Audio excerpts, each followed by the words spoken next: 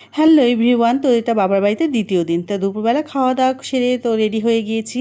তো যাব হলো খাটুশ্যাম মন্দিরে। তো মারও খুব ইচ্ছা, তো আমাদের সাথে মা খুব একটা বেরোতে চায় না, মানে বাড়ি থেকে এমনিতেও খুব একটা বেরোয় না। তো যখন বলল যে খাটুশ্যাম মন্দিরটায় যাওয়ার ইচ্ছা, তো সেই মতো আমরা রেডি হয়ে গিয়েছি।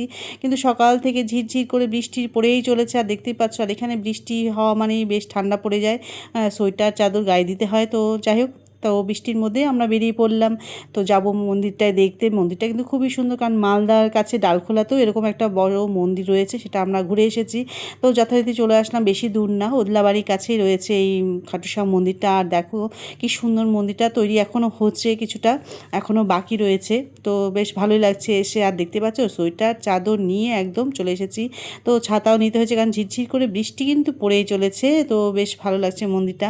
তো চলো একটু যাব পুজো দেওয়ার জন্য ডালি নিতে। তো আর মন্দির চত্বরের বাইরে প্রচুর সব দোকান রয়েছে, সেখান থেকেই ডালি নিয়ে নিলাম, যা যা দরকার বললাম সেই মতো দিয়ে দিতে। আর দেখো একটা করে ময়ূরের পালকও দিচ্ছে, জানি না কি কাজে লাগে, তো আমিও নিয়ে নিলাম। তো ভেতরে এসে দেখি খুবই ভালোই ভিড় রয়েছে, মন্দিরটা প্রচুর লোকও এসেছে। আর মন্দিরের কারুকার্যটা এত সুন্দর, দেখতেই পাচ্ছ, খুব ভালো লাগলো দেখে, খুব সুন্দর। এখন অনেক তৈরি হওয়ার বাকি রয়েছে মন্দিরটা।